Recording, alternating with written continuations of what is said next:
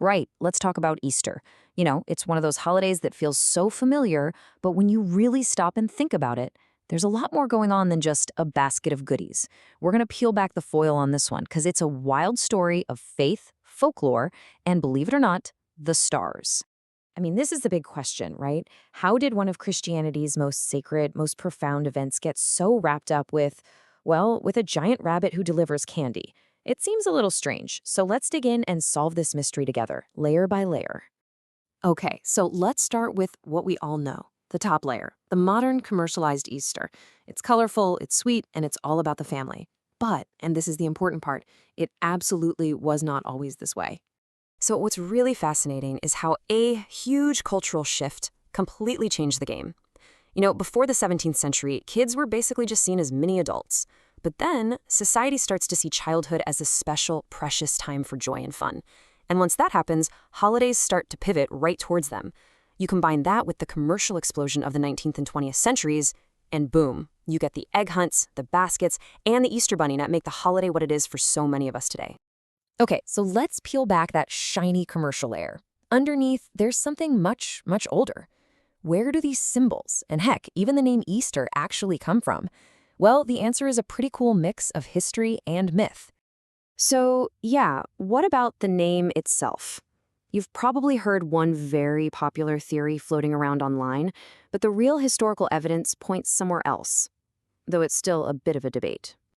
Okay, so that idea that Easter comes from the Mesopotamian goddess Ishtar, it's a great internet meme, but honestly, there's zero historical evidence to back it up. The more likely source, though again, historians still debate it, comes from an 8th century monk named Bede, and he wrote about a Germanic goddess of the spring and dawn named Ēostre. And this is where it gets really neat. The name Ēostre itself probably comes from Old Germanic words for east and for dawn. You see the connection, the direction of the rising sun, the dawn of a new day. It ties the name of the holiday right into the fundamental idea of renewal that comes with spring.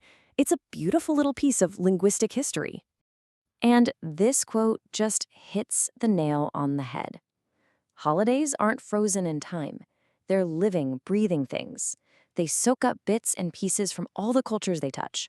The sacred, the secular, Christian, pre-Christian, it all gets mixed together over the centuries into the rich and sometimes confusing celebrations we have now. All right, now for what is maybe the most confusing thing about Easter. Why on earth does the date jump all over the calendar every single year? Well, the answer isn't in a history book. It's actually written in the sky. Now, when you first hear the rule, it sounds pretty straightforward, right? Find the spring equinox, look for the next full moon, and bam, Easter is the next Sunday. Simple. But there's a little catch that makes it way more complicated than it sounds. See, here's the twist. The church doesn't use the actual real-time astronomical events. Instead, it uses a fixed mathematical model.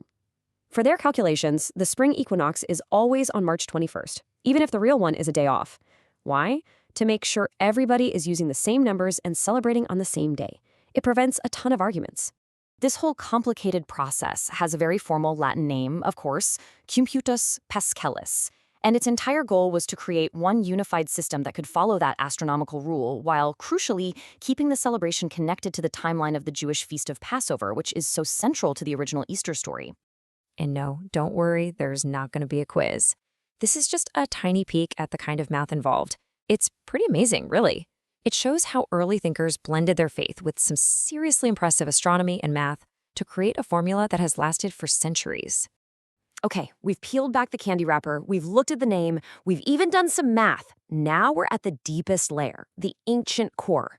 And what we find here is that Easter is really part of a universal human tradition, the celebration of spring's return and life winning out over the darkness of winter. And once you start looking, you see this theme everywhere. Pagans celebrate Ostara. For Baha'is and Zoroastrians, there's Nowruz, the new day. Sikhs celebrate the harvest with Vaisakhi. And of course, Judaism celebrates Passover, which is a powerful story of liberation and rebirth. Easter, with its story of resurrection, is the Christian expression of this ancient global instinct to celebrate renewal. So, we've dug through all the layers. Now, let's put it all back together and see how these different threads, the commercial, The folkloric, the astronomical, and the ancient all weave together to give us the complicated and fascinating holiday we have today. To really get modern Easter, you have to understand this one key idea: secularization. And it's super important to know this doesn't mean religion just goes away. It means its role changes. It moves from being something society says you have to do to something an individual chooses to do. Think about it. In the past, religion was tangled up in everything: government, culture, daily life. But in many places today, it's become what sociologists call a voluntary association. It's a club you can choose to join. And the result of that? Well, it means a single holiday like Easter can mean totally different things to different people, living right next door to each other. For one person, it's a deeply sacred day. For their neighbor, it's a day for family and a big meal. And both are totally valid. And it's not just about sacred versus secular either. Cultures are always blending. A perfect example is in Mexico. When Catholicism arrived, it didn't just wipe out the old Aztec spring festivals. Nope, the two traditions merged, creating these incredibly vibrant and unique celebrations where you'll see indigenous dancing and music right alongside Catholic symbols.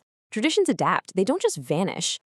This quote from historian Tim O'Neill just sums it up perfectly. He's saying, look, just like an ancient pagan festival got absorbed and became a Christian one, the same thing is happening to Easter right now. For a whole lot of people, the main meaning is shifting again, away from the purely religious and towards a celebration of family, of springtime, and of new beginnings.